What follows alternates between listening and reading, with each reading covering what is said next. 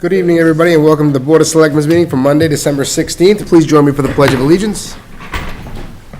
Pledge allegiance to the flag of the United States of America and to the republic for which it stands, one nation, under God, indivisible, with liberty and justice for all.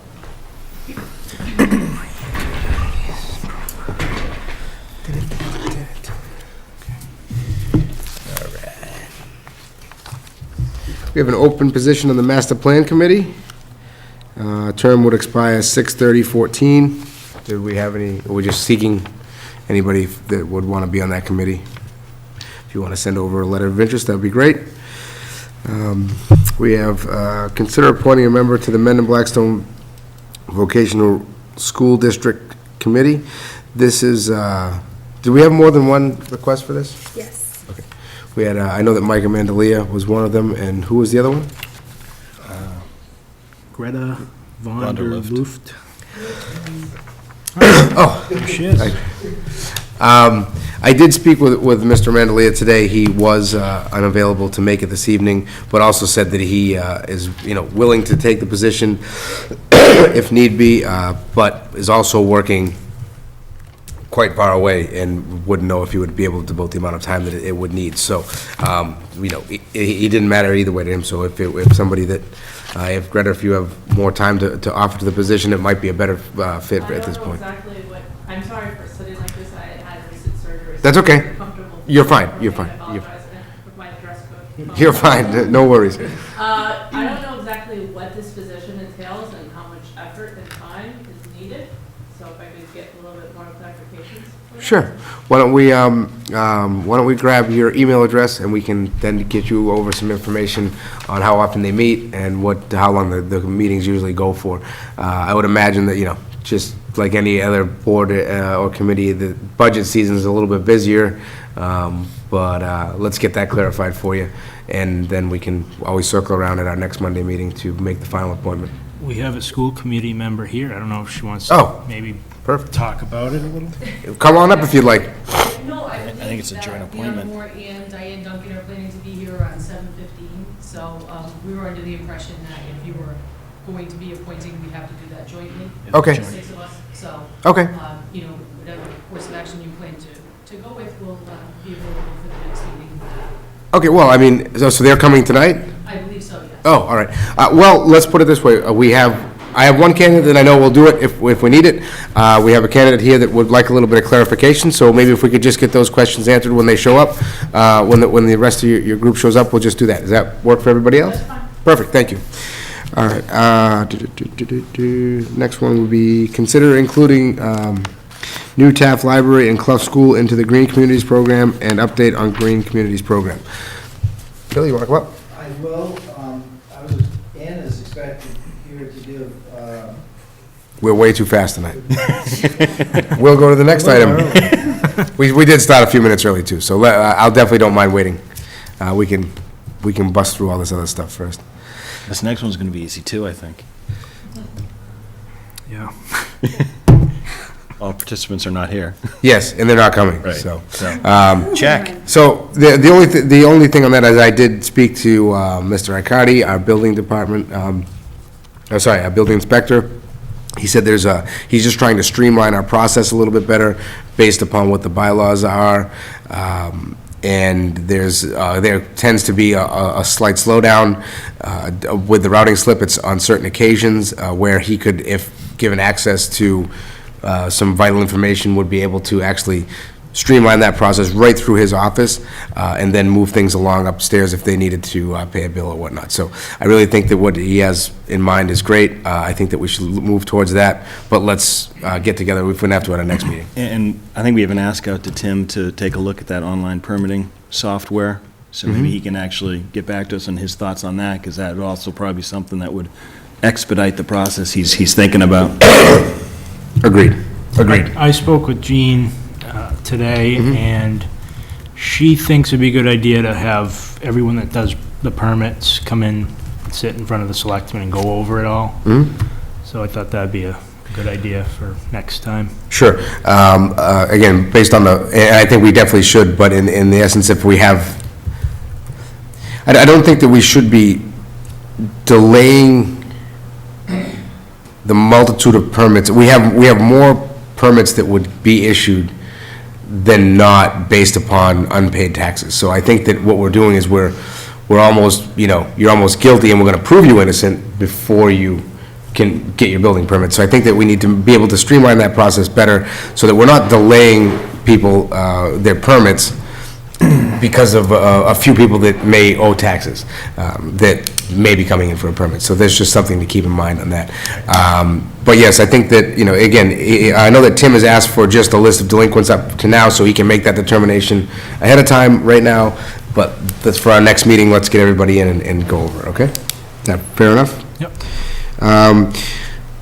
Chief, why don't you come up, we got both your items next anyway, so why don't we bust through that real quick? The question I have is this going to be real quick? Because this is potentially a two-topic thing, right? I mean, and I think FinCom, I don't have a quorum tonight, so I prefer to begin the long discussion we were looking to begin later on, and maybe just stick to what the chief wants, needs tonight. I tried to get a quorum, I couldn't get one. okay. Fair enough. Well, I'll be happy to go over anything that you want to go over. No, I would probably say it's going to start Wednesday, right? Yeah. Right, okay. Police clerk. Just go over the police clerk piece, Yeah. and go over the budget piece on Wednesday? Well, no, I mean, the budget piece is really a FinCom item that we said that let's try to do. We're gonna in do on it here. jointly, but, Yeah. okay, so just hit us with the police clerk, and we'll do the budget piece at another time. Shucks. I know. Yeah, bang, go. So, the police clerk, and I guess, really, it's an administrative assistant. I don't think we've actually called it a police clerk for probably about 10 years. The police clerk initially, way back 25 years ago, was dispatched during the day and answered the window. That's kind of what it was. So the job description you have here in front of you is an administrative assistant. It's very similar to the administrative assistant to the Board of Selectmen. In fact, I did take some of the language out of that and some that the sergeants had given me, and then additionally took some stuff that we had from some of the past job descriptions. And so that's the job description you have in front of you. I don't know if you want to take a second and look at it, or... Do I have it? Yeah, this one, it's right here. They were just stuck there.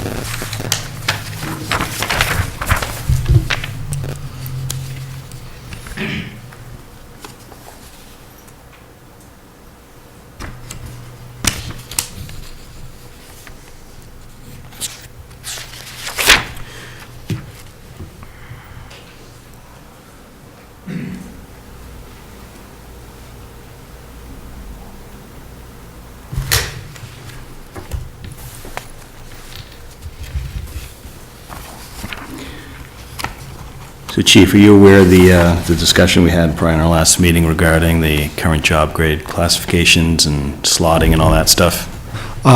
Yes. Okay. So where do you see this getting slotted based on that? Well, my sense is probably somewhere around a grade 6 first step. That's kind of my thought, but, kind of flexible on that. I think what I'd like to do is advertise it over a, span it a little bit, based on qualifications, instead of saying that they will start exactly at whatever it might be. For somebody that perhaps is not as qualified, we might want to start them lower. Somebody that's really well qualified might want to start them a little higher. Okay, so, and this is where now that the grade and step program would get chucked out the window, because Right. this is a grade of, this is the position that you start at, and it's mainly, it's almost a tenure chart, the way that I understand. I don't know that you come in at step 1 and you move through that step process with a max being at your 10th step, or whatever the step may be, being 10 years down the road is the goal, that you had a good review every year, and based Right. upon that. So this is where we have to pick one or the other as a community, and I think that this is just one of the hurdles we're going to have to get over while we make that decision, because I think that you know, in one sense, it's easier to go that way, where that's it, this is what it's at, but I'm always, you know, and again, my mindset is from the private sector of hiring somebody, and I want to pay somebody exactly what I think that, you know, that they're worth, but, I guess that, Well, I mean, you could start them at different steps in the grade, if you wanted to, but I'm also fine with, if you pick a step in a grade, I'm fine with that. If you want step 1, grade 6, or whatever, that's, you know, that's fine with me. what is, do you know that hourly rate? Anyone? I don't have it off the I don't top of my head. That's okay. I think it's gonna be somewhere around $21 an hour. Rich, do you know? I don't know. In the in our personnel policy, it lists the different titles, job titles. Under police clerk, it says it's starting at grade 5, which it says police clerk, it doesn't say Right. this, but I assume that's the same thing. Do you anticipate on hiring a new person full-time for this? It's a good question. I'm sure that there'll be people that apply for it from within, but I really want to find the right person.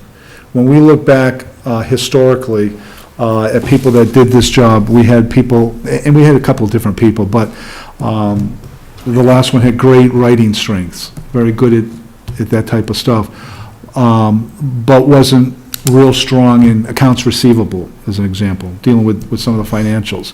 So we really want to try to find the right person, and instead of what we've always done historically is take someone from dispatch and say, okay, well, you've been here the longest, or you're the one that did the best in the interview, we'll move you into this job. And they're not necessarily qualified for that job, just as if we had someone that was an administrative assistant that was excellent at that, and said, well, because you've been here so long, we'll move you to dispatch.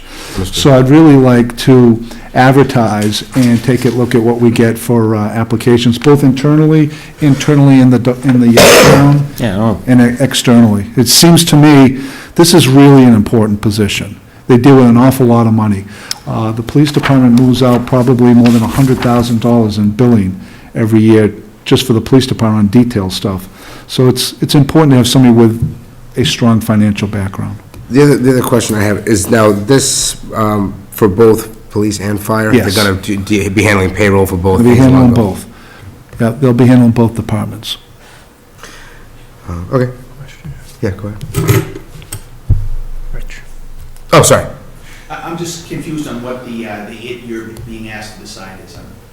I think it was just to okay this job description with. Well, okay, the job description go out for and make a advertising. determination of a pay. well, in hours too, because I want to make, you asked if it was full-time. I'm not sure, I was under the impression it was full-time, honestly, based on what we talked about for the STM planning. So I don't know if we can get clarification on that. Well, you know, certainly I've gone back and forth over whether it should be full or part-time, but I think based on looking at everything and looking at some of the stuff we're still dealing with from the past, about $40,000 in invoicing we're still trying to recover from 2008, I think it really should be full-time, especially when you're dealing with two departments. Right, but I just want to understand what we decided on going into the STM when we allocated funds for this, because I didn't think it was 40 hours. At the STM. A 25,000, but I don't recall, and that was the interesting thing, I couldn't remember, so I called Claudia, and she thought that they voted a full-time clerk position. I don't honestly know. I'm not even sure we had discussion on it. No, I would have gone, I thought it was part-time possibly I- with a dispatch support component, making it a full-time position, but split. That's what I thought, but Yeah, at 25,000? Hold on one second. I'm just reacting to what I heard. Yeah. I thought it was a bargain when I heard it. Well, you know, and I do like that idea, but I think that, you know, I've tried to really give some additional thought to it. One of the things that we do is, I sometimes try to be a little too frugal, and it gets me in trouble. And so to be honest with you, when I left that meeting, some of my guys said, are you crazy? We can't do this part-time. 25, okay, so actually, hold on, before I say what I'm gonna say, Rich, go ahead. Yeah, so actually, I think the discussion actually is fairly straightforward.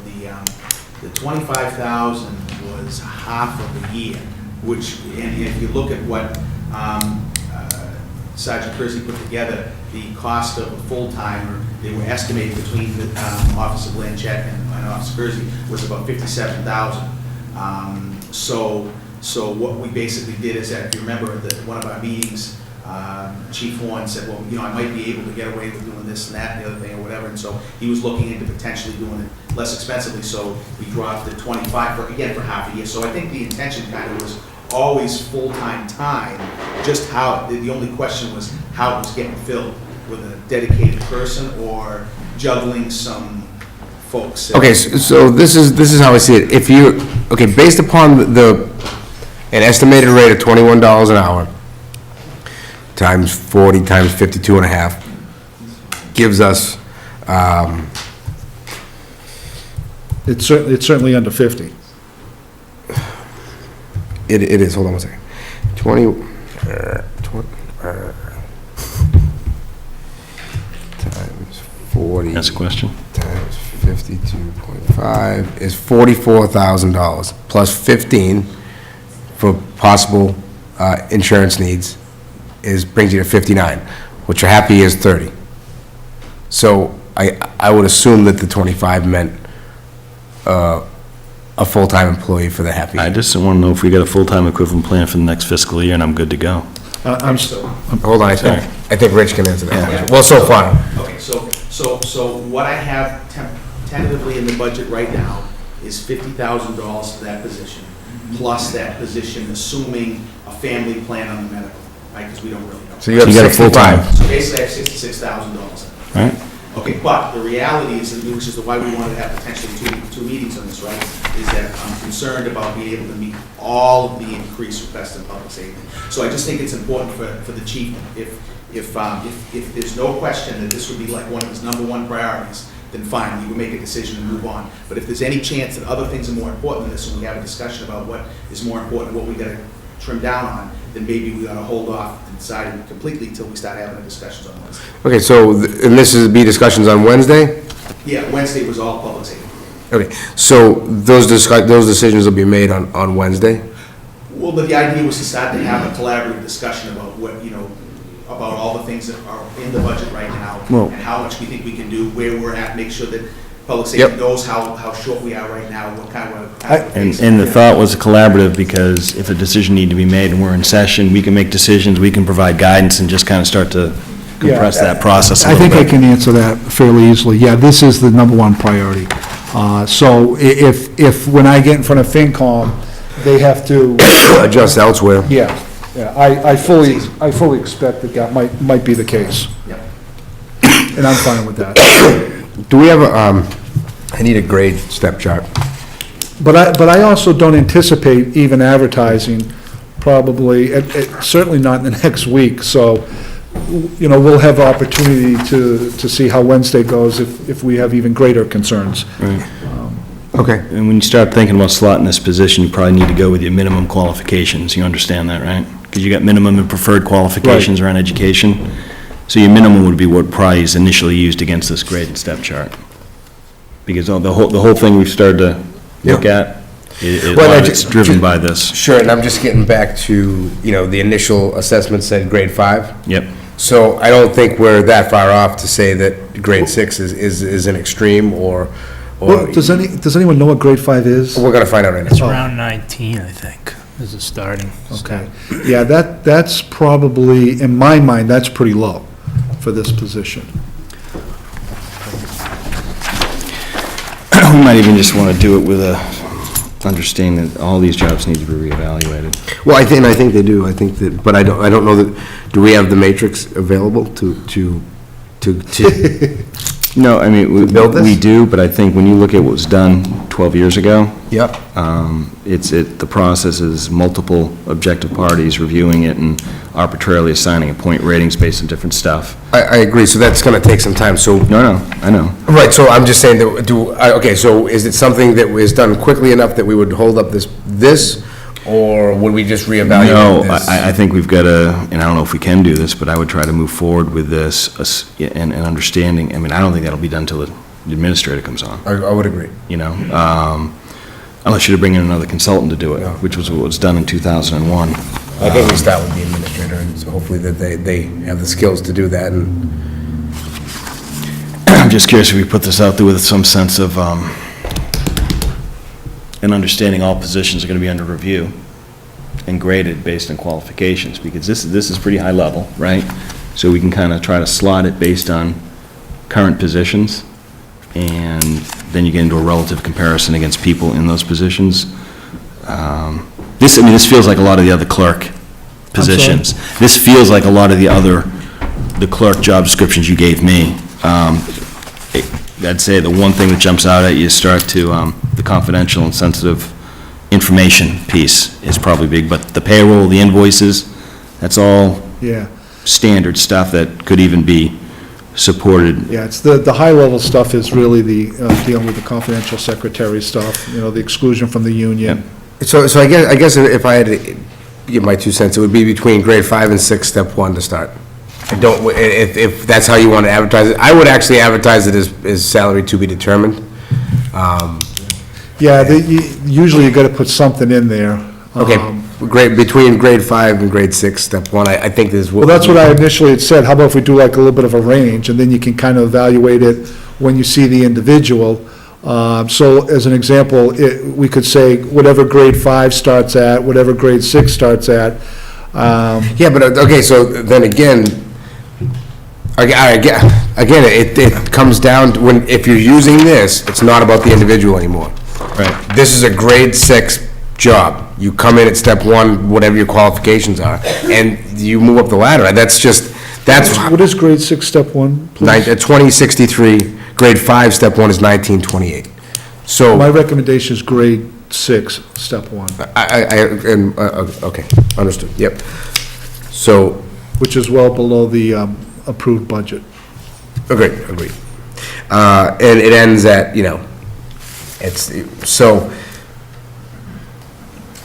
these numbers do adjust, right? Correct me if I'm wrong, these numbers would adjust based upon, so if we gave a 1% increase in cost of living, that would actually increase the whole line, correct? By 1%? Say that again? So based upon this chart, if we said, okay, we're gonna give a 1% cost of living, that would actually increase the whole chart by 1%, right? I would assume so. It doesn't go on the individual, right? Right. It would do this. So although that shows this is what This is this, a step, you're saying, right? well, no, a step is a step is a step. Right. So if that's. Step is driven by the individual. Right, that's driven by Performance. correct. But that step, that's the amount of the step would increase based upon your COLA every year. So I just needed to understand it. So, although it says 25 in step 10 right now, in 10 years, it could be 10% higher. By any chance, have you looked at similar positions in surrounding communities to understand their? Yeah, most of them are confidential secretaries, and most of them are higher than the numbers we're talking. In fact, just about all Are of them. their job duties are the same, about Yeah, job duties are- invoices and, yeah, I mean, I pretty- look at this, and this is really clerk, and that's not to say that's a bad thing, it's just more administrative, clerical, except for the secure confidential and the And the human reporting. resources part, The human resources part, which is what? dealing with, who's their death benefit, who is their next of kin notification. We have to keep files on all that stuff for police officers and firefighters. And if they're gonna change insurance, they'll start there, then they'll move over to the town hall. So there's actually quite a few things, maintaining their training records, certifications. And that's the secure, confidential, sensitive law enforcement information and papers? Well, some of the law enforcement stuff is that they would see Arrest secure reports. intelligence from state and national level, part of the fusion system. So they have to be Corey certified, and they have to sign a non-disclosure. Rich? I'd like to see the comparison of the town, because I'm a great believer in not underpaying. I just think if you pay peanuts, you get monkeys, and the switching costs are not worth it, you know what I mean? So Yep. I'd like to see, if So- the chief can Yep. provide us with some actual comparables, that'd be worth seeing, we should keep that in mind. Can we have that for Wednesday night? Because I'd like to be able to. Yeah? Although you said you're weren't gonna advertise right away, if we can get this done sooner than We'll later. move on it, yeah. I'd like to get somebody in that position. That way, we're prepared for it 100%. Yeah, and I do expect this process to take a little while, because there has to be a significant background investigation. Understood. But I'd rather, so yeah, even I- more reason I'd rather get you started. Yeah. I can get those numbers for Wednesday, that's not a problem. Okay, perfect. So we'll, Any chance for job descriptions as well? I'll get job descriptions as well. Thank you. all right, so we'll semi-table this till Wednesday. Okay. Thank you, chief. Thank you for coming in. Semi-table. Totally table. Till Wednesday. Anything else? Semi-table means you have to No, stay here just till pick Wednesday. All right, thank you so much. Thank you. Okay, let's move back to, do we have the school committee members? And we have Green, Everybody's we here? got everybody here. Yeah. All right, let's go with the school committee, come on up.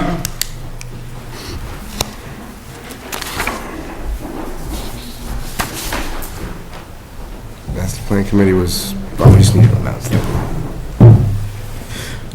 Okay, so I'll just recap to what I had stated earlier, was that we had two applicants. One of them can't be here this evening, one of them is here this evening. And she does have a couple questions that I'm sure that we can get answered quickly for her. The other applicant, Mike Mendelia, is mentioned that, his job has actually got him halfway across the state right now, working, so that he might not be able to be that helpful to you guys, but would fill the position to help out for the meantime. But if we have somebody that can fill in a better capacity, I think that maybe that's the better choice at this point. But she did have a few questions, so I would turn it over to get those questions answered. If you can answer those questions. If you so. can. Is it okay if I sit back here? It is fine that you, yep. Much more comfortable, I'm sorry. That's all right. So my name is Greta Vanderloft. So my questions are like, what is the time commitment? I understand it's a one-year term, but like, how many meetings are we speaking of? What would be the responsibilities? Everything was kind of vague, so I'd sort of like to know a little bit more what I'm agreeing to, if I agree to it. Sure. That makes sense, I think. I'm not sure that any of us have information as far as the requirements for the BBT school committee. I mean, we can speak to our experience on our school committee, which is probably similar, or maybe you probably have a little more requirements in BBT since it serves more communities and it's a larger school, obviously. But maybe, I'm trying to think, was it Peterson who is the Mendon? Is there a way that we can get her in touch with him as well? Sure. For more specific questions on how the BBT school system operates? I know with respect to our school committee, we meet usually, except for like the month of December, which is an abnormality, I think we only met once this month. We meet twice a month usually, excluding the summer months. I think July and August we don't meet, or June and, a 2-month period where we don't meet, but then there are a good number of subcommittees that we all serve on. I think we all serve on 2 subcommittees, and that the meetings for those range depending on, if you're on budget subcommittee, obviously there are certain months that you'll be meeting more frequently, and then some months where you won't be meeting at all, same with negotiation subcommittee. So I would say my own experience, I would say you average about, a meeting a week. Some weeks you'll have 2 meetings in a week, but average, I'd say a meeting a week. And I'd say time spent on getting up to speed, probably, I'm gonna guess like 4 hours a week. I mean, policy was different. It's hard because I have policy in my head, so we spent a significant, but I would say average probably 4. I don't know if you guys have more input than that, but as a new committee member, probably a lot longer to get up to speed with everything that's gone on that year. Just learning everything just that's within the realm absorbing, of the yeah. school committee, yeah. How much time would you say you put in? I'd say that's about right. Just reading, and every time a subcommittee reports, they send the report to you and read through everything. And just email correspondences. So, yeah, I'd say about 4 hours. Yeah. And I guess it would also depend too on your expertise, as far as budgeting and negotiating. I didn't come in with a lot of expertise on budgeting or, some of the other processes that, are really relevant to education and, the running of the school committee. So I had, I spent a significant amount of time, but if you have more experience on the educational aspect, Educational aspect, yes. Budgeting? Well, and I've also Don't get on that subject yeah, again. yeah. And, you know, I mean, I think as with any group, you each come with your own talents. You know, I don't have a lot of experience with budgeting, but I'm also not on the budget subcommittee, so I'm more tangentially related to that. You know, I look at it, I understand it, but as far as the granularity, I don't have as much as, say, Lee, who is on the budget subcommittee. Oh, you're not on the budget subcommittee? Who is not on the budget subcommittee? You're on the budget subcommittee. But I am fresh and I am new, so this is all very new to me.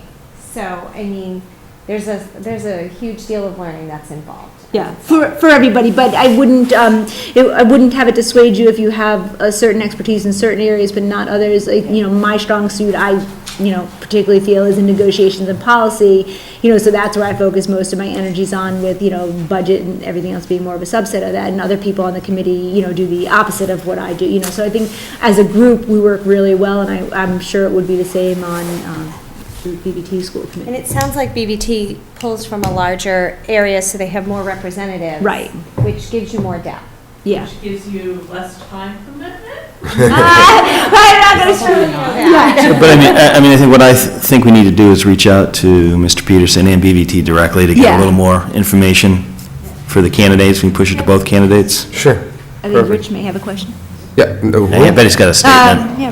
I'm- Another option might be Mr. Morelli on the finance committee. He used to be on the BBT school committee as well. Sure. So I'm sure he'd be happy to answer questions. Sure. For her as well. Perfect. So had he been here, we could have wrapped this all up. Yeah. The FinCom has failed us this evening. No, I'm only kidding. Actually, when it comes to matter of budgets, any school committee, either school committee member can certainly rely on our FinCom here in Mendon to help them Yes. out and give them information. And we do. There's only one person in this room that doesn't take my advice on financial matters. That's me. I'm assuming it's me. No. She's sitting behind me 4 rows.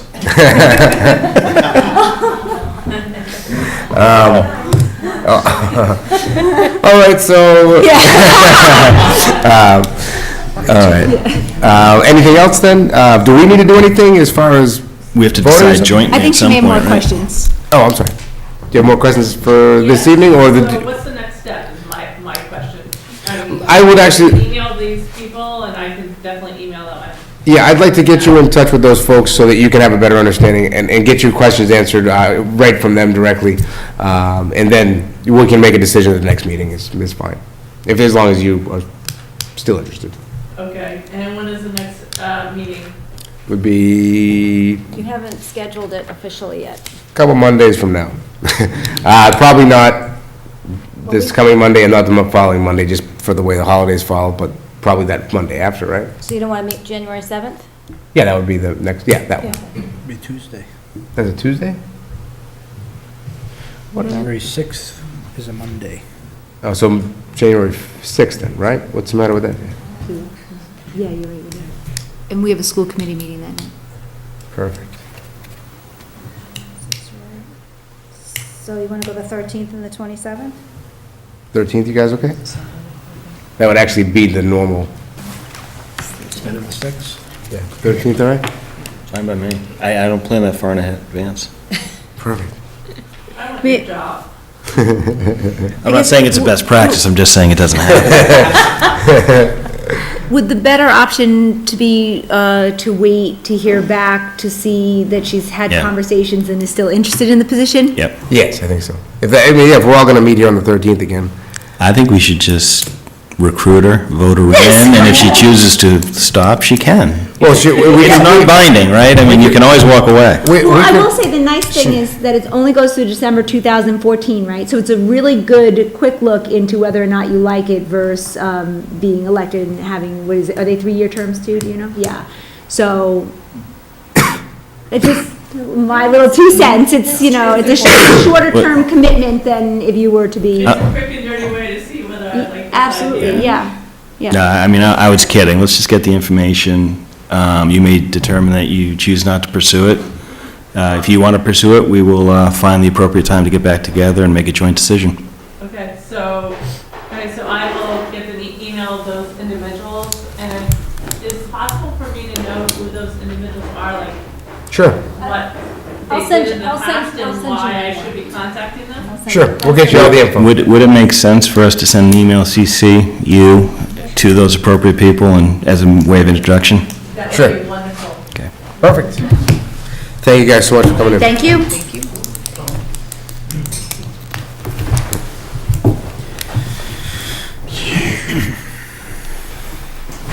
Green communities. If you guys would like to come up.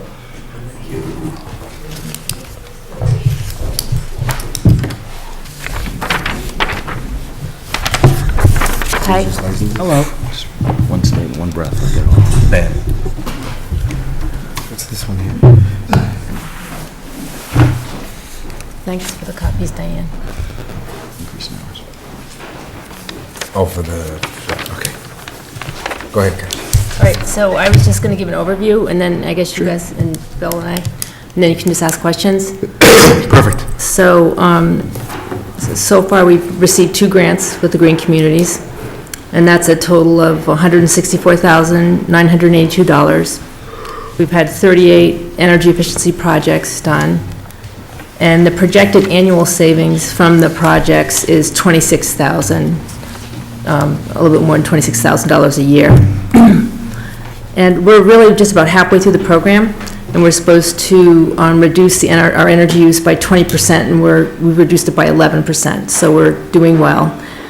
And this is before we've had a winter with the new furnaces, because the furnaces got put in after the season.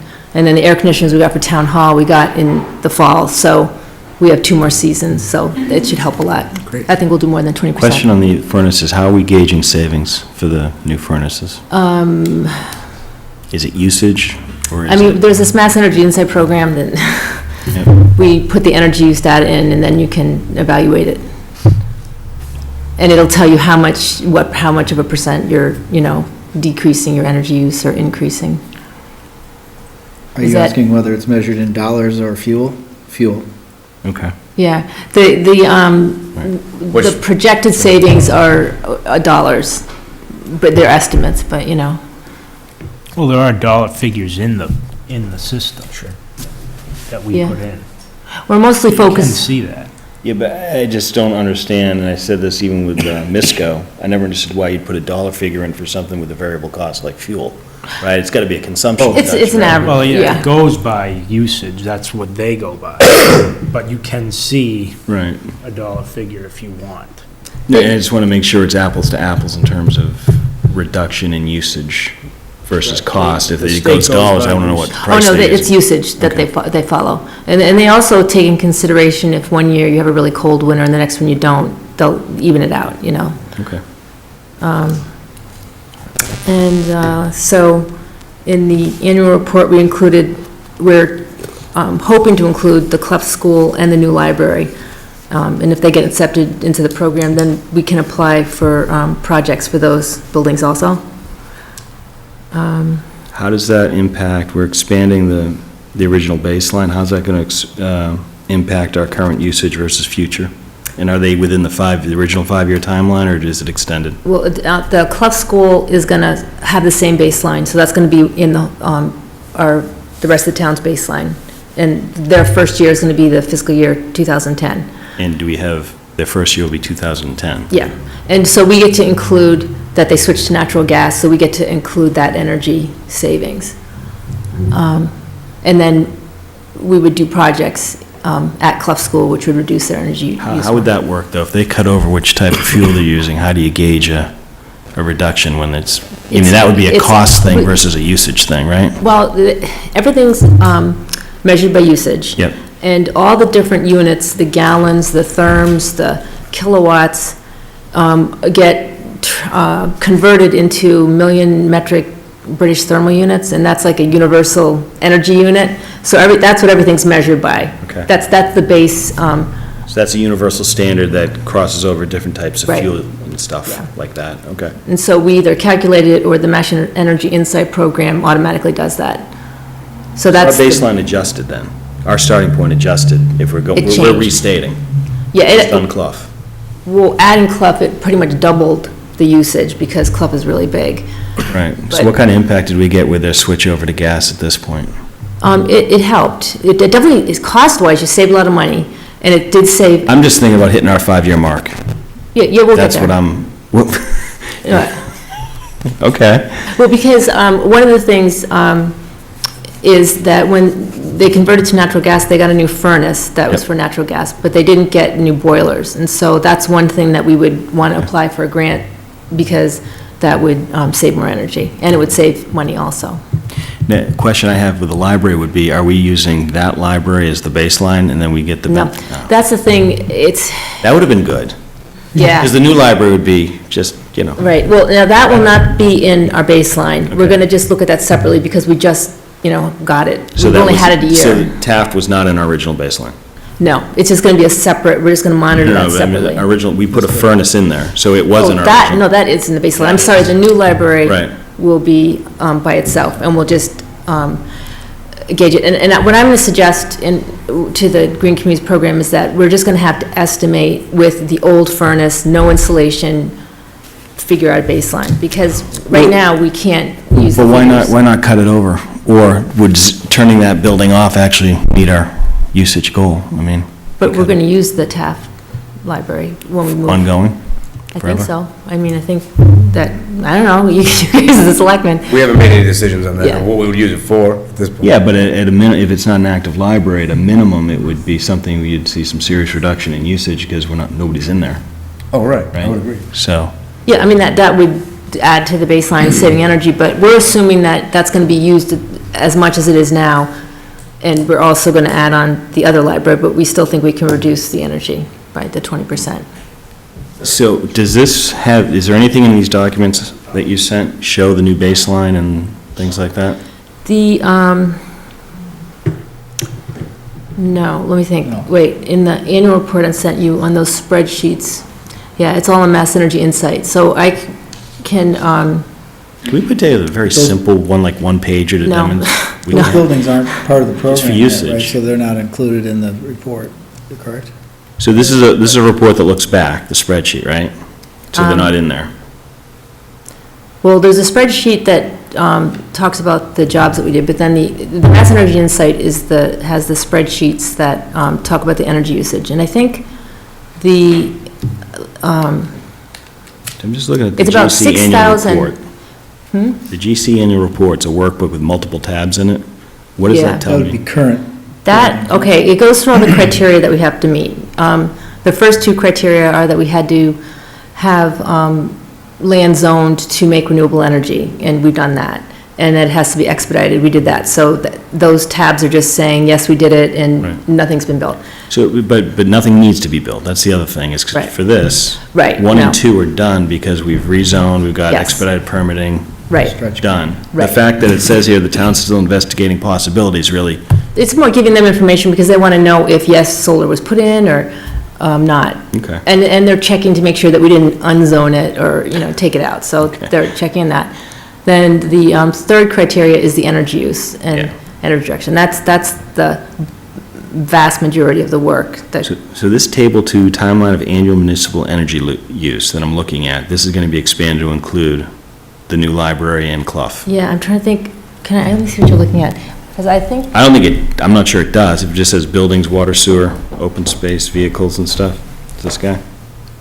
yeah, yes, this is the million metric British thermal units, yes. Okay. So that's our baseline, which is around 11,000 Yep. MMBTUs, and it used to be around 6,000 MMBTUs.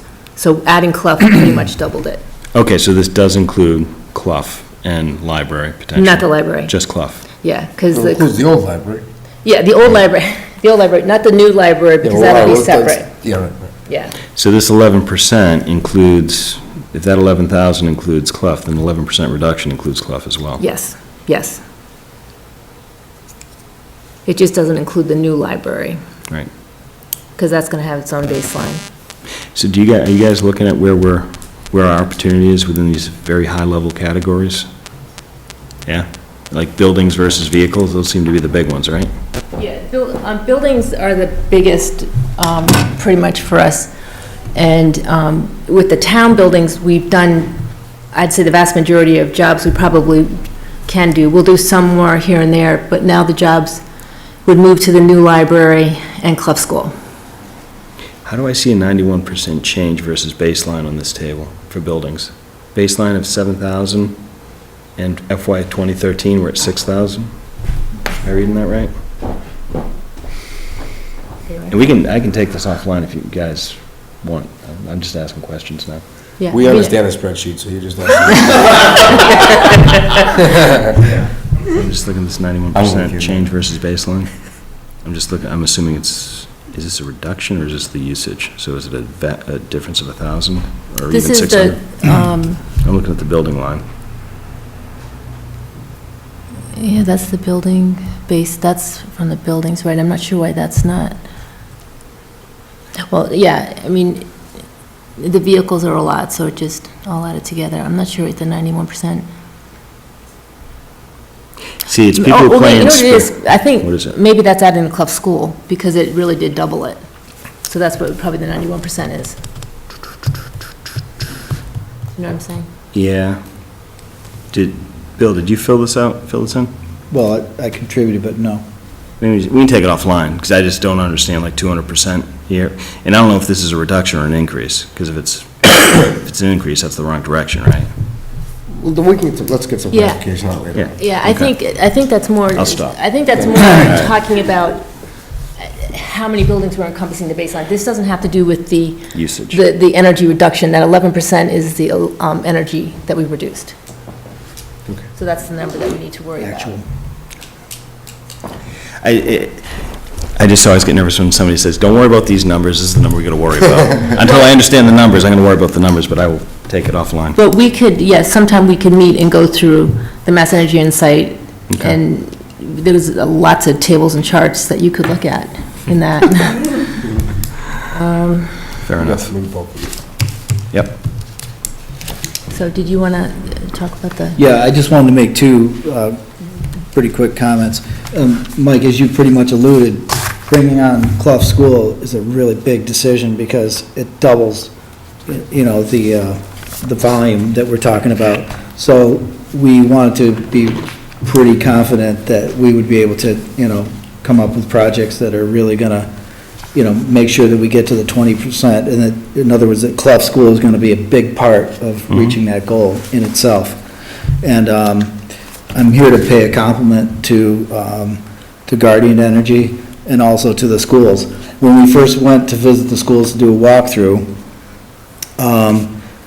we came away kind of scratching our heads. Guardian Energy was scratching their heads as to what we're really gonna come up with, because they've done an amazing job over there at reducing energy already, and they've really taken it to an iterative level where they'll make an improvement, then they'll come back and think about it some more, and then they'll make something on top of that. Some really ingenious stuff and very thoughtful work with Ken Schwanier and his team over there.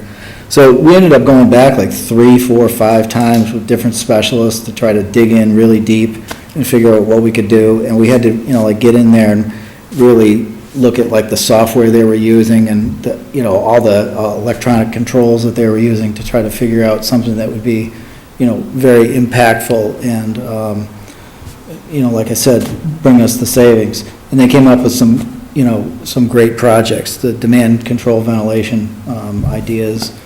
So they've done a great job with weatherization, they've done a good job with just raw energy use and decision-making.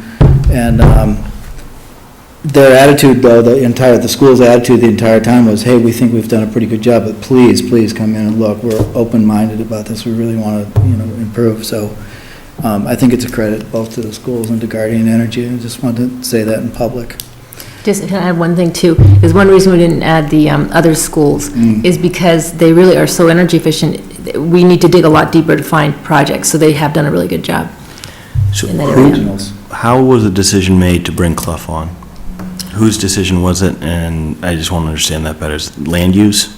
I mean, yeah, basically, the more buildings that you can add into the program, the better, because then we can write grants and get money to do energy efficiency projects. So if we can find 20% in reductions through jobs, then we want to add it. And we could in Clough, but we couldn't in the regional schools districts, and we could in the new library building. And that's why we added the Clough and How the can new you library. find 20% reduction in a building that hasn't been built yet?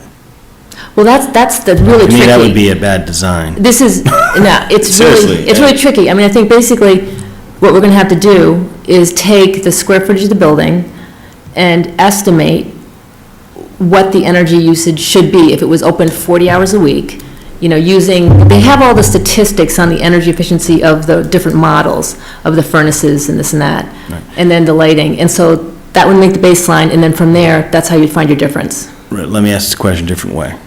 At the end of 5 years, we don't hit 20%, what happens? They'd probably just, as long as we're working as hard as we are, they would help us, and they'd probably give us another 6 year. They really want the towns to reduce the energy, and actually, right now, I'm on a state advisory committee, and one of the questions is what if a town doesn't meet the 20%, what do we do? Do we kick them out of the program, do we help them, or what if they do 50%, I mean, these are, What is the answer today?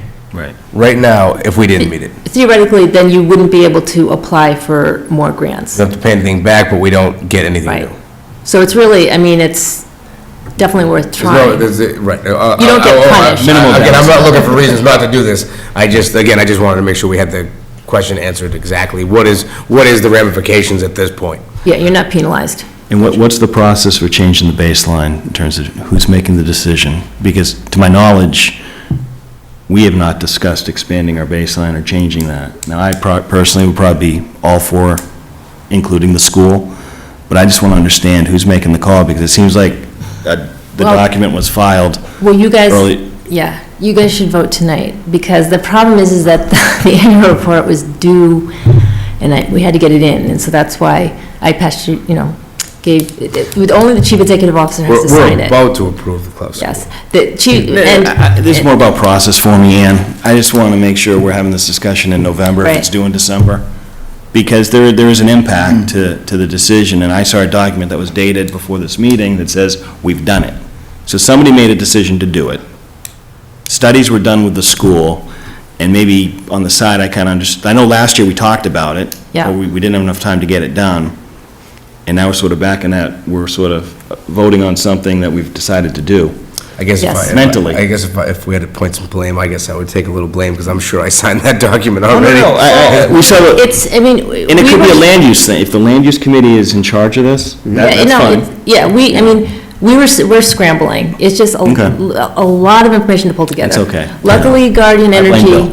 no, luckily, Guardian Energy doesn't charge anything to do all the energy audits. And so it's been taking them a lot of time, and we have to wait for the information from them before we can give it to you to say, yes, they can reduce it by 20%, we should add them. And if I waited tonight, then we wouldn't have been able to get them in the annual report, and then we wouldn't be able to apply for grants. And so that's why we're cutting it close here. Okay, I mean, that's It fine. just- I it's want to just- get in front of it a little bit more, that's all, especially the grant process. So things like solar on municipal buildings, right? I learned the last time we talked, that we can no longer do that, because that would have been part of your first grant, but you can't do it in your first grant until you get the reduction down, right? Right. But never did I understand in the first grant that was no longer an option going forward, which I think, Yeah, I didn't either. I think that's something, it's a new program, and they're actually changing the criteria, and it's sort of fluid. do you hate when they change the rules in the middle of the game? Unless they're It's good terrible. rules. Yeah, okay. No, I'm But, good. I think the library's a little iffy, though, because I'm not sure the theoretical, I mean, if this is built And right. if they can't, if they don't want to do it that way, then they won't do it, and they'll say, no, it can't be in the program, and so we'll say, okay, but we thought it was worth a try. Okay. I would think the state's going to say, well, wasn't this going to be built in an energy, isn't it going to meet the stretch code to start? Yes. And if it meets the stretch code, isn't that taking into account all of the energy efficiency design that we are striving for? Yeah. But we could do more, though. But- In some ways, we're basically saying, if you were to start up that building with the current systems, Yep. this would be the energy consumption. Right. So we're creating like a hypothetical baseline, and now we're saying, we'd like help. And that In grant hypothetical form baseline takes to- into account stretch code. Beg your pardon? No, that hypothetical baseline takes in what's in there right at the moment. Yeah. Like, we're gonna give it a baseline of the But- garbage. I We're would just gonna think- start up the okay. current furnace and things like that. No, understood, but I would think that since that building's being revamped, doesn't it have to apply to the stretch code? Yes. So you're gonna see that much efficiency savings. Oh, yeah, the state would say you're going to see that in it because you have to, because you're part of the green community. Yeah, I'm not sure you can take into account the fact But we might that. be able to get help to go. Be careful with the farther. library. Clough, to me, is a little, I mean, because you're expanding your baseline, and in 2 years, we don't want to get shut off because there was, some question around a new library, which should be energy efficient. The state may just, Understood. Well, they won't, but the stretch energy code is only for new buildings, so, I mean, when you're working on renovating that your building. does not need to be to the. No, stretch. that would be, but your baseline would still be the old building, because, Because you're actually That's what you're judging it from. renovating it. You actually might even be able to get some money in grants exactly. to help upgrade that building. The I think actual is what we're numbers saying. don't serve as a good baseline either because of, during the period when it was vacant and the usage figures, going back, so it's outside the box already, that's why we need. So they may not accept it, but that's the Right. best way you're gonna go. Right, and Guardian They accept it, you Energy, feel pretty good about it. yeah, I mean, I think Okay. it's worth, and then plus, you're saying to get in front of it, in March, we're applying for the grants, the competitive grants, and we're working now on that. And I'm gonna give you the Clough Energy Reduction Plan and the new library, and so you can see what we're gonna be asking for. And, And you gave us the studies, right, in that email? yeah, and I print out two of them here too, but, and so you'll know what we'd be applying for. You'll see that, and we'll get your approval, and we should have that before the deadline. I have a question. Yeah. If the new library building is accepted into the program, could we use Green Communities money to buy the new furnace that would be needed? Well, that's what I'm hoping. Okay, so Yeah. that's what the plan is? Yeah, Because that would save on, the override money that was right, put in for that. yeah, well, that's that we're hoping, so. Then on the, Yeah, one more thing that you may want to consider as a possible future, actionable item. As part of the Green Communities Program, we're committed to reducing vehicle fuel emissions as much as possible. And so for this report, I updated the vehicle inventory, and it turns out we actually downsized the fleet a little bit.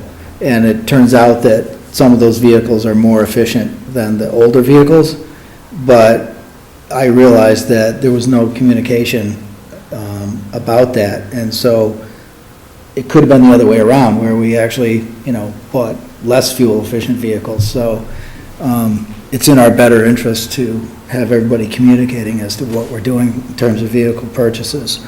And, I just wanted to put that out there in case, it kind of fell through the cracks, but luckily to our benefit this time. Okay. right, because we'd In the get, future, we probably should be making sure that we know what we're buying before we buy it, so we fulfill our commitment. right, because if we don't follow the vehicle policy, then that would be something that could make us ineligible for the grants. And so like when new vehicles are purchased, before they're purchased, if someone could just contact us and then, So maybe we'd have a suggestion, you can, this feels a little bit like contracts, where we want to make sure, say, the town accountant and FinCom both get almost a routing slip-like process in place so they understand And source. also, if we had a town manager with a town administrator that was the chief procurement officer, they would know all the stuff going into the, right. So for the time being, we can ask Diane to coordinate it. yes, we're now the chief procurement officer for the town. No. Actually, I think Claudia, in all seriousness, I think the town accountant would be the place where no funds would be expended without her approval. Before something's signed, we should ask Claudia to keep an eye on it and at least make sure the right parties are, even if it comes back to us to say, hey, if we don't know something's being purchased, although I think we're probably aware of most vehicles that are being purchased. We can just kind of bounce it back to Ann and Bill. Then there's one more thing on the annual report on the tab. The last tab is following the stretch code, which we passed it, but then the town didn't follow it. And so, We are now, though. yeah, now we are. And now it's a nice system is put in place, and so, Okay. yeah. And then on this handout also, I have the list of the energy efficiency jobs that we've already done. So you can have that. That's one for each of them. And these are the energy reduction plans for Clough and the new library, in case you want to.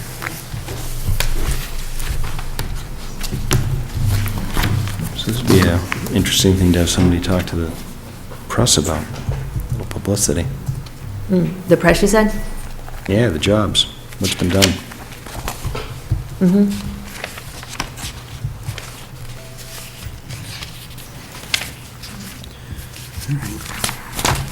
But sometime, if you want to sit down and we can go through the Mass Energy Insight, it is kind of cool because there are a lot of tables that you can go through to see, like, which buildings are using a lot of energy and what ones aren't. And Okay.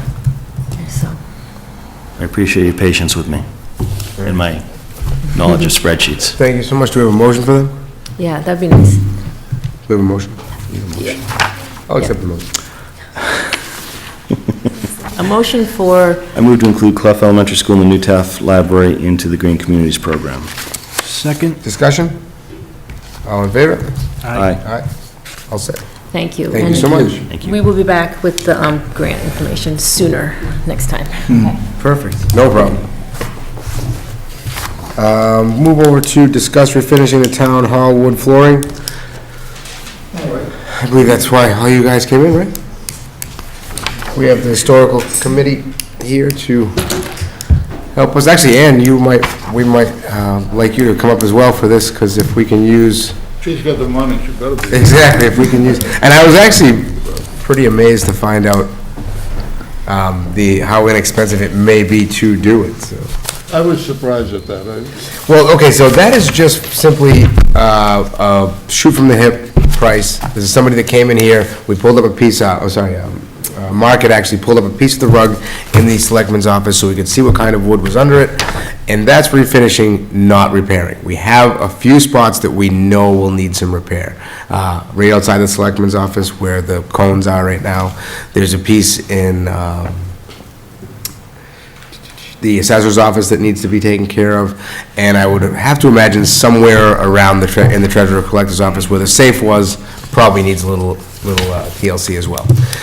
So I still think that at the end of the day, that if it's $2,500 for that, and even if it's another, say, $2,500 to do the repairs, that we're still only talking about $5,000 to actually go back to the natural wood, which I like up here. It's my personal preference, so, I'd rather people be objective about it to deter me from doing it, saying it's a bad idea, because financially, I would probably spend more than that to get those floors redone. You know, I guess my question, Lonnie, would be, once you refinish the floors, who's going to take care of them? We have, Well, nobody comes up here.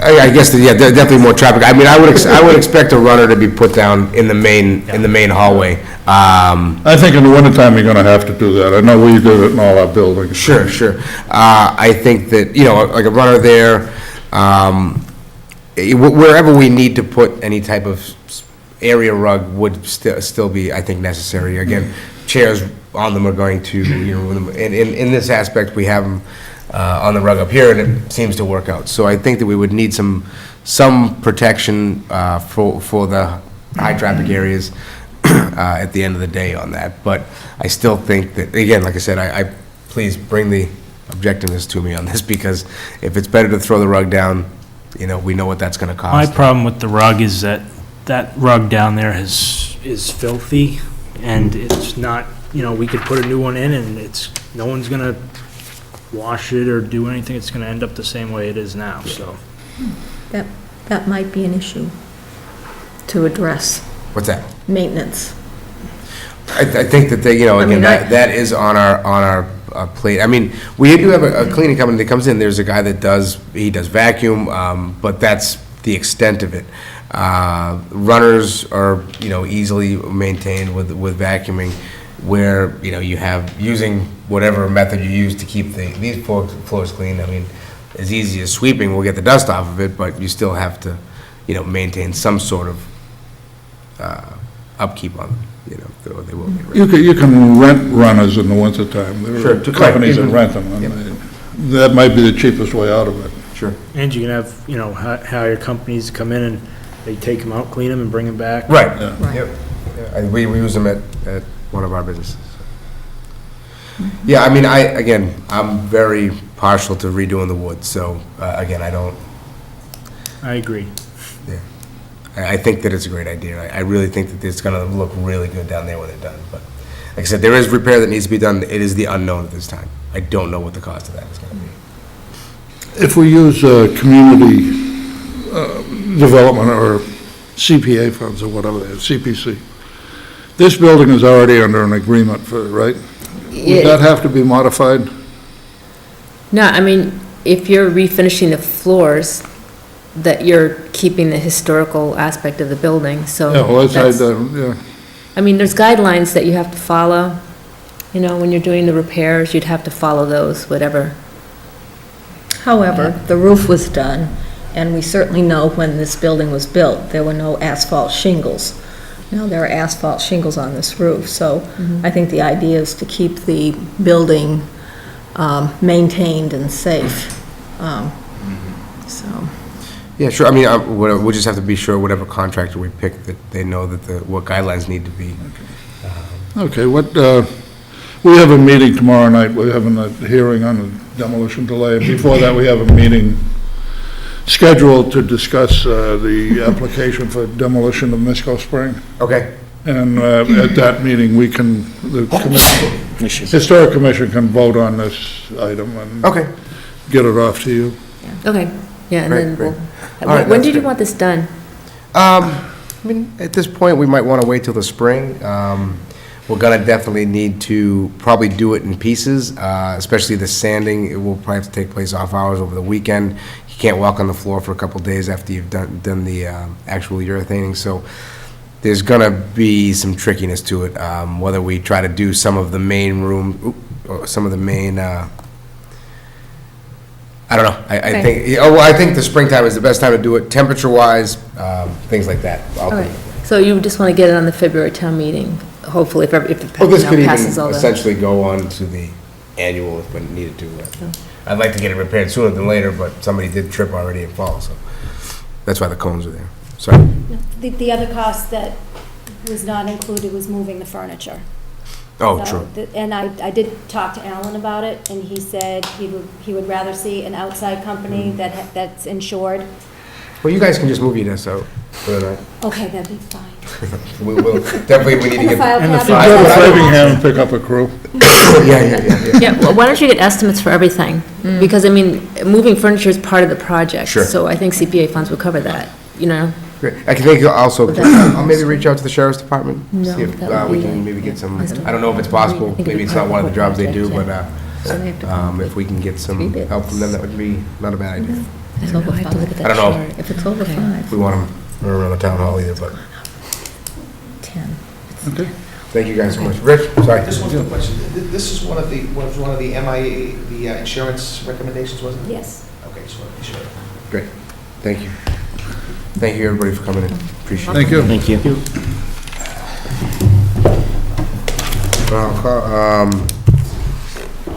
You guys wanted to, we're gonna discuss these items, these other items as well?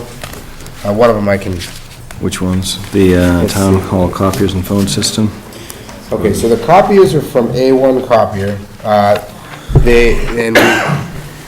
So, slight gray area here, they're the company that I do business with through World Band, so I recommended them, but again, you guys pick whatever the best solution is. I will say they are a good company that I've been doing business with for quite some time. But we also did just speak, there was some back and forth today, Diane, with emails from the school and some off-lease stuff that's coming up that might be more cost-effective. I think that we should just explore any and all options with that. Yep. Just getting scanned to email or scanned to folder, and you being able to utilize those larger units as the main printer for everybody will actually really reduce cost on all these inkjets we have running around, and these kind of printers that everybody have in their office that are just really not efficient printers. Yeah, some of the costs for the new machines aren't that expensive, and they're even cheaper than some of the used ones. Sure. So you're getting more life out of the Yep. new ones. What's good about the lease programs too is I think they really want to take a good look at those because they end up giving you, as long as we're within our copy count per month, the maintenance is free on it as well as the toner is free. So especially on the color unit, getting free toner is really. Is the school in a lease program? The school is on a lease program. They have to return right now. That was the final email that I think I saw. They do have to return, but then essentially we can, they have other units that are coming off lease, like these OSAs, and this Rico that were sent over to us from, A1 Copier. These just came off of a movie set in Rhode Island that is, so they have really tiny copy counts on them, and just pretty much brand new units, but you're getting them at the next level down cost, so. What opportunity do we have to move off copiers and printers and keep things more electronically? Right now, I think it's an impossibility. Why? Everything electronic? Not everything, but I mean, I guess my point is, instead of looking at, printers and copiers and, what's our, and I don't even think we have one. I mean, there's a network, town hall network, right? Mm-hmm. That's not even municipal wide, right? We don't have a municipal wide network that we can share, correct? Right now, right now, yes. As a matter of fact, with the current project that we have working on with the KVS migration, Yep. everybody right now, we have two small areas where, well, the library is always their own island. Why? Computer-wise. Because they get everything through CW Mars. Their libraries are just always their own islands. They remote into KVS just like everybody else that's outside. But as far as the other buildings go, there's the authentication piece, direct folder redirection, all the actual electronic files we have will now be stored locally on the servers. The PD, the public safety have their own secure server, the town hall, and then all the other departments will now feed into the town hall server. So, I guess I'm thinking about shredding, right? We had all this discussion about shredding old, how do you move off paper, right? If you don't. So for that, they have these, and we looked at them. I'm not as concerned about, it's more about the fact that we have to shred, we're talking about getting rid of paper documents, right? Yep. So, I just look at this, I'm thinking printers, copiers, and things like that. How much can be kept via electronic files versus paper files, and actually start to mitigate some of the storage components of having paper documents? Because if we have copiers and printers, I'm guilty of it. If I've got a printer, a lot of times I'll just print it because I like to have a piece of paper, and I'll look at it, you know what I mean? So, I don't know. I don't print anything. That's why I'm talking to you right now. So what's our opportunity here? So if you want to mitigate actual physical paper, then what they have scanning solutions that make full function, and even Windows now is coming with these capabilities built right into them. Yeah. Where you can scan it and you can just do document OCR text search. So that all these documents can be put into certain folders as far as the clerk's office, so that you actually physically get rid of the physical paper.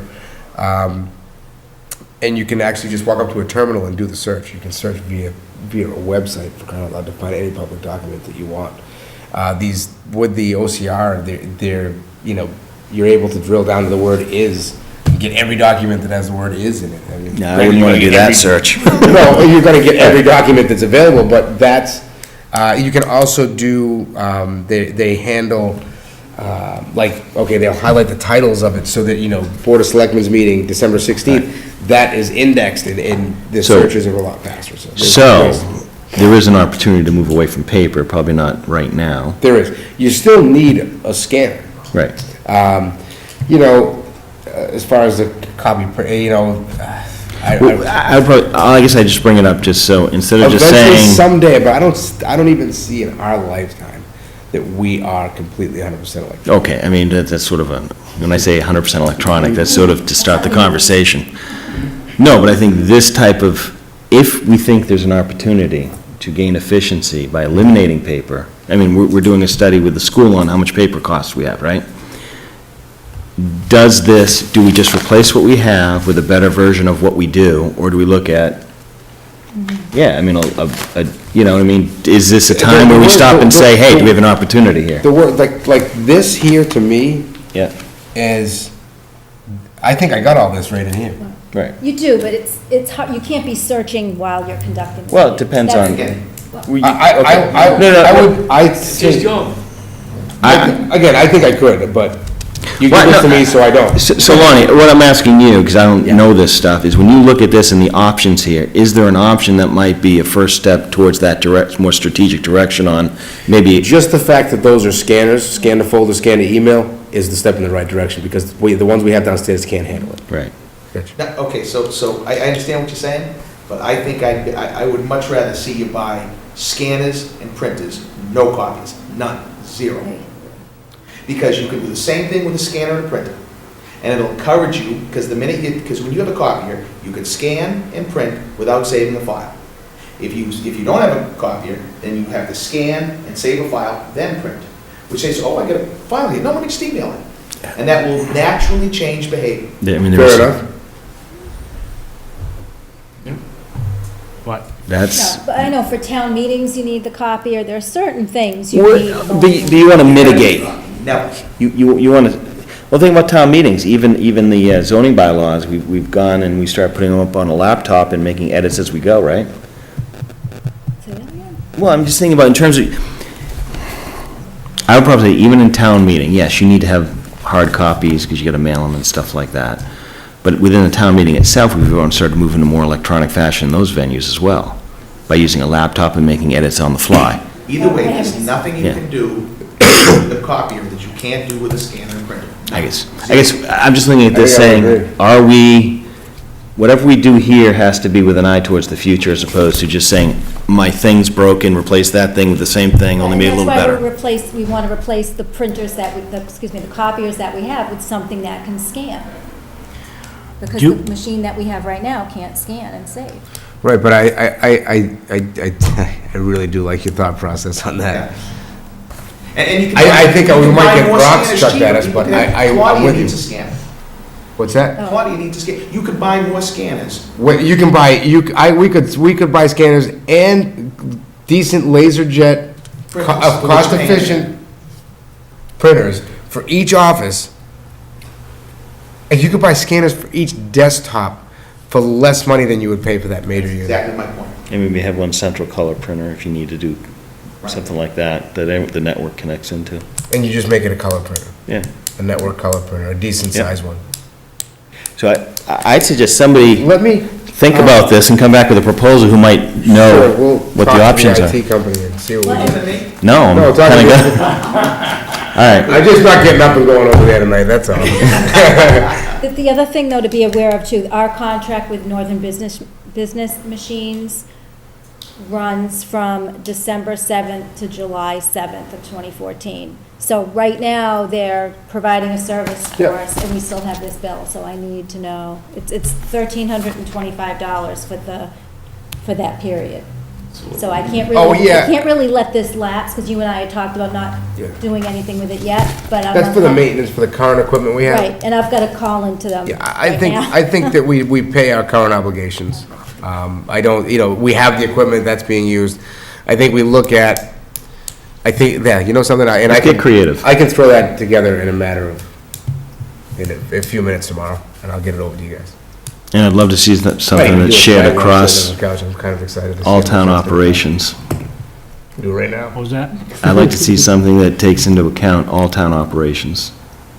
The municipality as a whole, not just town hall, right? So whatever you're thinking about, think about it in terms of leveraging Well, again- network, shared, Sure. Yep. I keep in mind too, that I know that here's a good place to start because we need equipment. They got something new that's probably a year and a half old at the PD, Mhm. which they're in a current lease for. So I think with attrition is where we do move this. them on as they're, And the highway department just got a new one, probably within a year old. Council on Aging, They had just got a new one? but it's not too old, I wouldn't. Yeah. So I think with attrition on those, is where we would really do that. so set the baseline for things we can add on as we go forward. Yep. This is a Okay. good place to do it, though, I think. That's fine. Well, any place is a good place to do it if we have the plan to move everybody on, do it Well, as we and again, go. there's so much usage here, too, that you'll probably find, So what you're saying is we Well, have we the get most good- behavior to change in this well, office. we'd get a good feedback on it, you know? You're gonna need more disk space. Huh? You're gonna need more disk space quick though when you do this. Yeah, we're gonna need to get it. I Need think, a I cloud. think what we look at it as probably a SAN solution for the server. Which, yeah, all right, I know what to do with that. You know, we should also look at, is it, not MMA, but wasn't there, might have been an MMA thing, the shared services thing about IT and, municipalities in the cloud. I think you were starting to look at that. We should look at that as well, because there's an opportunity to kind of leverage that sort of thing. Because I hear space, I think, like cloud, and if the state has programs we can jump on. Look a little deeper. That's way down the road. We'll start with sand. No, I think that it's probably a good time to take a peek at it too, because if it's cost effective, then. Right, and that's the extent of my knowledge, what I just said. Understood. Okay. Yeah, cloud. Cloud. Cloud. Okay. I don't like it. Phone system piece, We gotta do that. that's on that list too, isn't it? I think again, are these for your Wednesday night meeting too, or did you guys already discuss? Oh, we're focusing just on public safety. Okay. Because I think there was a FinCom reserve transfer request. For- We'll have to cover off. to the phones? No, this had to do with insurance deductible. Right, Diane? 2,000. It's for Wednesday. Yeah. Now, the phone, this is closing out the second half of the system, right? This is the final piece of the system. But this gives us the ability to share across. What this gives us, Departments and- yep, so just a recap on that. What this gives you the ability, right now, is we have, we moved forward on the fire department faster because the phone system that was down there was a consolidated unit that was from the same company but died, so we just replaced it. voicemail. Sorry? There's no voicemail. Yeah, or auto attend or anything like that. So what had happened was that, but it's really a non-replaceable part, and it was very expensive, and, it was used. So anyway, we just expedited that install a little quicker. So that phone system is currently, these are all hybrid base units with regular digital connections that we have in the town hall now, but also can handle voice over IP. So what'll happen is that we'll have a centralized, whether we bring in just a T1 or we bring in an OC3 line or something like that, that would give us the multiple connections out, voice connections that we need. We can now have a centralized auto attendant for the whole town, whether it be public safety, parks, senior center, town hall, and just break them up into the different groups that they need to be in. But the towns, the smaller offices, such as the senior center, that doesn't have a lot of phones, that doesn't warrant a phone system in it, we just plop a couple of voice over IP phones down there, they're on the phone system. So one of the practical applications from a taxpayer standpoint would be that we potentially have now the ability to route and have coverage across the different operations in the event somebody's out and/or somebody takes lunch, we're going to be able to still answer the phone because we could route and forward and handle that sort of stuff, correct? Matter of fact, you could take a voice over IP handset home and you could work from home. Well, we don't want to offer that from a policy standpoint, though. No, I'm just. No, but I mean, that's my point, is, so, that all sounds good, but, those people that might get a voicemail saying, now We they could might actually- just say, we could actually route Claudia's Yes. phone to Jean, so there's a person that pick up the phone and, Correct. From a service standpoint. Exactly, 100%. All right, so we got to do that one. That's one that we want to wrap it up. What- I mean, I have stuff Mark. away on that one. So, but do we even have to, go ahead. No, I sent you another, I didn't know if it was appropriate to send you the same thing because it. I'll back off on this. Right, because this was from another company. Yeah. Doherty Communications merged with Vencom, Yep. and I emailed you a proposal. It's Star-to-Star Communications, and it uses the voice over IP and has the routing, and it's a hybrid system. They have, it's a redundant system, and they have several satellites all over the United States, so if one section of the country's down, it would route it to another section of the country, and you wouldn't lose your phone calls. So maybe just a clarification then. So we're outsourcing the routing and the support of the traffic? Is that right? If there's a problem with the service here, you wouldn't lose communication. All right, so there's a redundancy, there's a DR associated with this other offering. So we need to go back to the original and find out if there's something similar there as well, right? Yes. So we want to. Well, it's up to you. I'm not. Yeah, no, I mean, I think we gotta. If you want us to do that.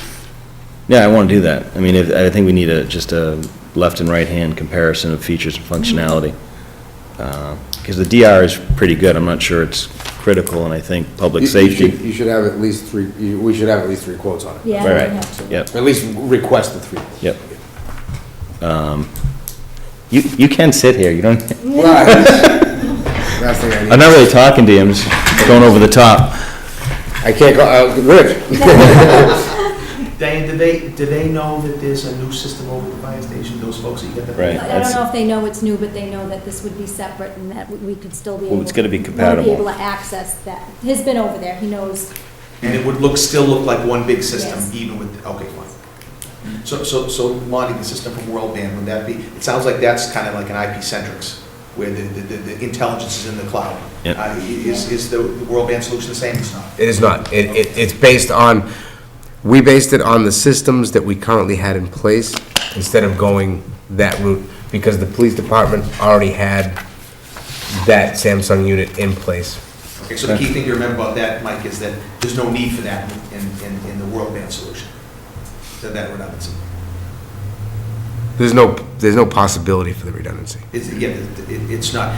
So there's not a DR? Yeah, 'cause Right. if the redundancy, Right. if the call handling's in the cloud, then there needs to be redundancy if the system goes down, and that's what she's talking about. In this case, the call control's all local in the system that World Band installs here. Right, so So if this system goes down, we go to the World Band to bring it back online. well, if the system was to go down here, I mean, it's either a physical piece of equipment, or it's actually, somebody knocked the pole down. It's more than likely the pole went down.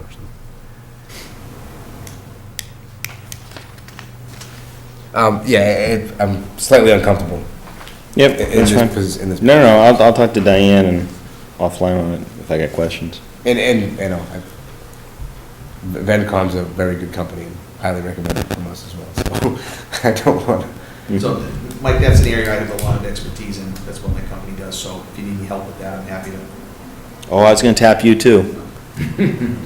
And a full VoIP solution is not a bad idea either. I mean, it's much better today than it ever was. Right, so this is very similar to the copier discussion in terms of regardless of what we've started, we probably want to kind of look ahead and say what's the best solution longer term, so. So no decision needs to be made on this aside from acquiring a third quote, or at least demonstrate we've asked for the third, right? And I think that, again, get some good understanding of both scenarios, because there's benefits and drawbacks to both. Yep. Check. I think that the biggest concern on that would be public safety, so if anything, I'd maybe speak with public safety as far as if a full VoIP solution was it, but other than that. Well, you can build in redundancy with that too. I mean, you can just put in some copper lines if you need to. I mean, so that there's backup. I mean, there's plenty of backup. So, yeah, I mean, you guys make the decision on that. I'm impartial. I'm cool anyway. Good. Well, stone wall repair and wallboard repair? Only one person gave me a price for the stone wall repair, and that was $825. And I had sent the board members and Rich my concerns with the budget, because I don't think we have enough money in the appropriate account to pay for the repair out of the existing budget. When would we do this work? Excuse me? When would this work get done, a stone wall repair? We wanted to do it sooner than later, but I'm assuming at this stage of the game, we would do it in the spring.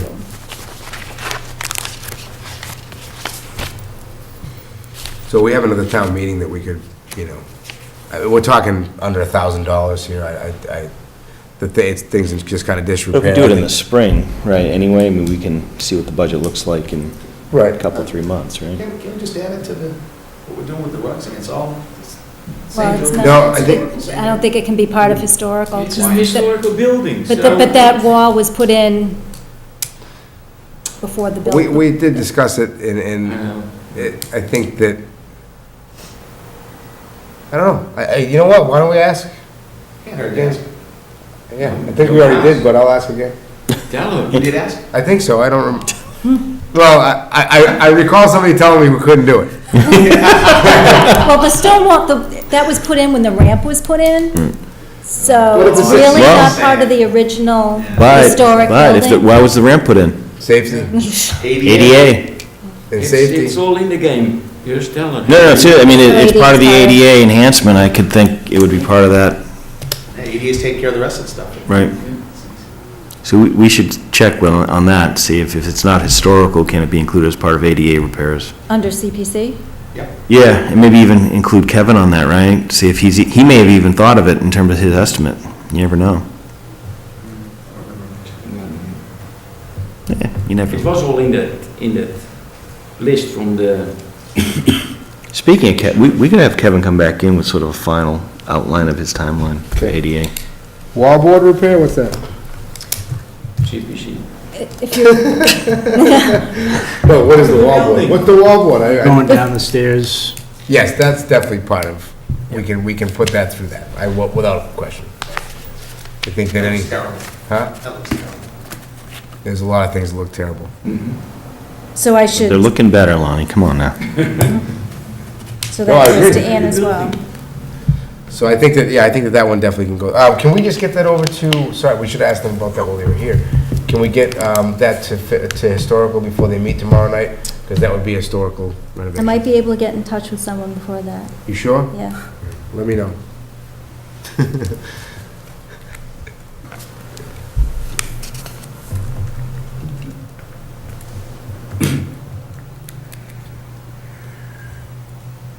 All right, what's next?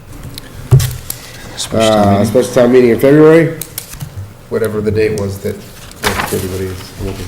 So I move to open the February 24th special town meeting warrant. That's it. Second? Discussion?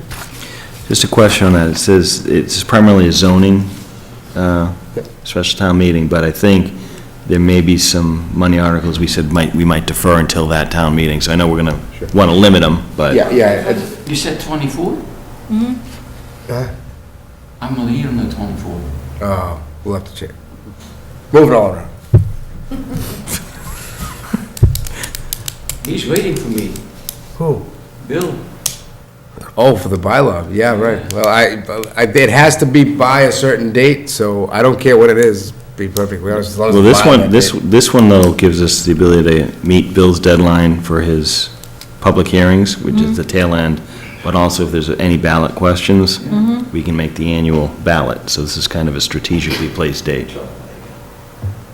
So I suggest we stay with it, that's, that's, Date worked He for knew me. I was on vacation, so The he's date getting didn't me. Right, Tuesday. Yeah, that was the only one The that, conspiracy plot thickens. Yeah. You know what I mean? All right, Can you move it? no. I don't think so. That's mean. Duly noted, I'll put it in the minutes. You're gonna have to send a proxy to voice your concerns. Oh, I can do that, believe me. All right, the Keno. Vote. Oh, all in favor? Aye. All right. The lottery for it. Oh, man. That's perfect. Mr. Chairman, I move that the Mendon Board of Selectmen do not object to the Mass State Lottery Commission offering the Keno to Go game to Gasco Fuel 25 Cape Road. second? Discussion? All in favor? Aye. License renewals. All right, here we go. Come back. All right, just a quick question on this before I get going. Do we have to fill in a number for limit on number of vehicles on each one of these items? Well, Lonnie, did you want to address that? It should be whatever the, So I'm gonna probably need to state a number for each of these little guys. okay, so, well, I don't know that we have the answers for those yet. Because I think that the building inspector had a very good point, that they should be whatever they were set to when the order of conditions were issued from the planning board for the development of the building.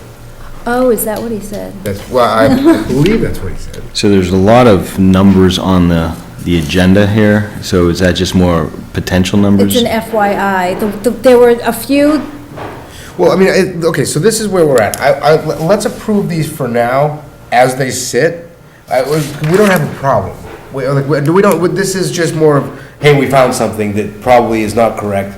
So we can amend it down We the can road? probably amend it at any time, or next year be prepared to do it. These are not problems that we've had with businesses that are overloading their. No, is this the car building counts. inspector coming in saying, I need to know this number when I do an inspection? Correct. So it doesn't need to be part of the license or the permit itself? well, right, on the license, for some of the other businesses, there is a limit to the number of cars that they can have on at So their there's some business. uniformity, but we don't have that yet. Right. And it just came up because when he was doing his inspections, he said, how come there's a limit on some and not on others? And I went back and I looked at the ones that didn't have a limit. I looked at when the business was approved to have the Class 1 or Class 2 license. And at that time, a limit was never set. And again, I could be wrong on this, but I want to say that new car dealerships will be Class 1, right? Mm-hmm. Don't have a limit. And it may be that they do need to, but I think we always had the mindset that they didn't have a limit, but used car lots did have a limit. Because there are a couple of Class 1. Like that Sprinter? Nipmuc Marine and Auto has a 20-car vehicle limit that was set when the license was originally approved. Sure. And, something 20, I mean, given their size. So let me ask you a question. If we go ahead and just do it without a limit today, how hard is it to restate down the road, and are they getting pushback from the dealerships, right? No, they seem to all be, No. I know that he contacted JD up at Imperial, and Imperial said, well, whatever the number is that you guys. Right. They kind of gave us a baseline of, there's 2,400 cars between the three dealerships, and, 6, which was weird, He because said 1,800 to 2,400 at any given time, and if you split them up between the 4 dealerships, it's about an average of 600. Oh, or because they're at most counting 600. Sprinter as a dealership? Yeah. Gotcha. Yeah. Like I said, whatever you guys want to do. I just, 20 cars at each, or? yeah, 10 cars per dealership. That includes the trade-ins. And this is only specific to Class 1 right now? Maybe where they're open, where they're wide open, maybe. So is it a matter of saying for Class 2 and Class 1, if there's a statement of renewing the following 2014 licenses with limits? Well, if there are parentheses there, that means that there was no limit set when the license was Okay, and originally issued. where there are no parentheses, there's no limit stated on this. Where there are no parentheses, the So for limit instance, was already... Nipmuc, right, so you're assuming then that this is just you're renewing it with the same limit? Mm-hmm. And that's stated, that's inferred? Right. Okay. I think we just run down these and we'll look at limits make sure if we have to state some limits going forward, we can do that in the next round. Sure. Is that fair? Okay. Like I said, I don't think we have a problem. I move to renew the following 2014 licenses. Class 2, Sioux Falls Auto Sales Incorporated, 20 Cape Road. Arthur Champney, doing business as Ron Champney's Used Cars, 152 Uxbridge Road. Mark Giuliano, doing business as JC Auto Sales, 47 Milford Road. Native Automotive LLC, 64 Milford Street. Brian's Tire and Brake, 28 Hastings Street. Richard Arsenault, doing business as Richie's Drive-In, 1 Kinsey Lane. Mr. Ronald Bethel, doing business as Certified Sales Incorporated, 19 Uxbridge Road. Copart of Connecticut Incorporated, doing business as Copart, 82 Road. The following Class 1 licenses: East Acres Recreational Vehicles, 10 Cape Road. Nipmuc Marine and Auto, 44 Uxbridge Road. Imperial Ford Corporation, 8 Uxbridge Road. Imperial Chrysler Dodge Jeep, doing business as Imperial Sprinter. Me and Sprinter, 20 Uxbridge Road. Me and Automobiles Incorporated, doing business as Imperial Chevrolet, 20 Uxbridge Road. Imperial Chrysler Dodge Jeep Corporation, 10 Uxbridge Road. Truck and Trailer World, 123 Uxbridge Road. Hawkers Peddlers, for Larry Joe, doing business as Larry Joe's New England Fire Pit, 30-1 Cape Road parking lot, pending written proof of permission by property owner. Common Victular, to D&E Donuts, doing business at Dunkin' Donuts, 4 Uxbridge Road. Virage LLC Incorporated, doing business as Subway, 32 Hastings Street, known as Pizza Corp., 1B Cape Road. Adult Entertainment Showtime Entertainment LLC, 49 Milford Street. Lodging House, Mark L. Scott, doing business as Executive Manor Lodging, 10 Main Street, pending return of positive routing slips. Second. Discussion. All in favor? Aye. Aye.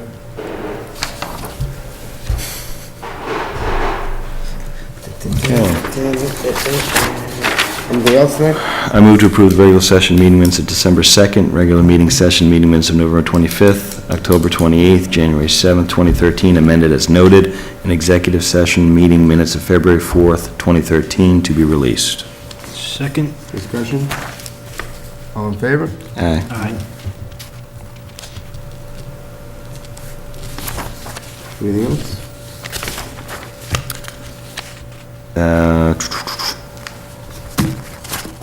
Maybe this is for, I guess there's 2 items in the back here. Senior Center Director position increasing to 48 hours, or 40, not 48, 40. 48. Wow. The Good luck, director's Ames. position or the van driver's position? Director. I think it's Director. I would like to say that that may be part of the 2015 budget discussion, to be honest. I mean, unless there's a critical need, and then they can kind of talk to us more about what the critical need is. What's the That can't- current hours? I think it's 35. 35? Yeah, I think, it it stems around the same discussion with, that we're having with the Board of Health. Yep. And then there's we just got something around Uber Cafe, BYOB policy. And I'd prefer to kind of get a little more information on, maybe even from town council, on what a BYOB policy set for one place might do in terms of precedent, and understand the ins and outs of setting that policy. Sure, I think that, I think we should definitely ask, and the ABC has some guidelines, and I believe it's still a permit process, isn't it? No, I talked to the director today, and he said it's up to the local licensing authority, since the establishment is not selling the alcohol. He had a couple of suggestions that another town had for their policy that he thought was a good idea, but it's not really under their jurisdiction. Oh, all right, perfect. Then I think that we should establish a pretty decent policy and get town council's input on that. Did you happen to see the email from Jay Byer today on the pothole grant? I did. Yeah. Right. I think we should pursue it. Yeah, I was gonna say, if you... We have some potholes, that's for sure. I would be interested in moving forward with that if you want me to. Yeah, and as everybody, Rich, are you familiar with that? I did see the email come across, I haven't had a chance to study it. So I guess it's sort of state relief if some of the foundation numbers for different school systems are impacting the municipality in a bad way. So I think a 13% increase for Somehow they'll tell us that, might be worth looking for some community relief. to have it.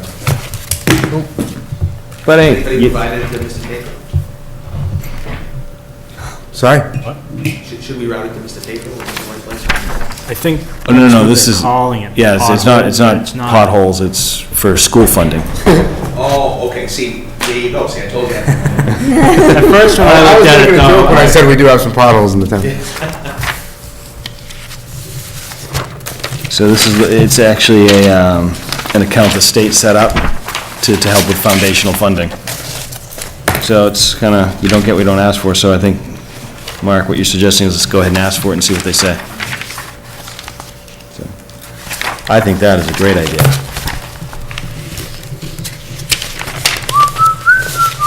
you want me to go through with it? Sorry, meeting's over. Yeah, I think so. I would say yes. Yeah. Okay. Yes, sir. Mrs. I think Schofield. he might have just answered my question, so we'll do it.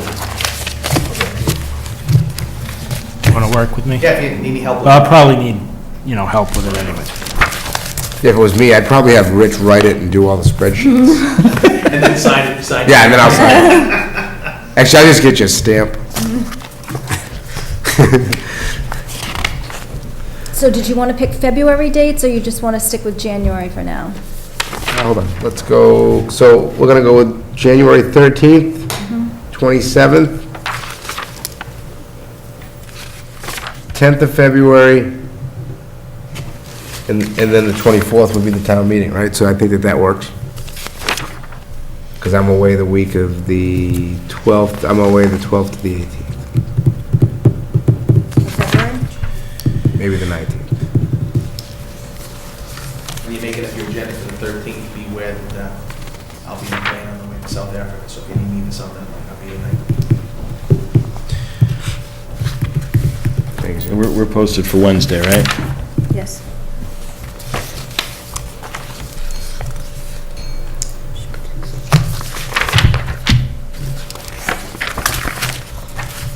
You guys need to get shorter signatures. Well, one might call your signature an initial, I'm not sure. It is quite just my initials.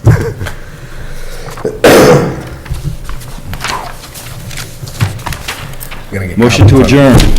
Second. Discussion. Good night, everybody, thank you.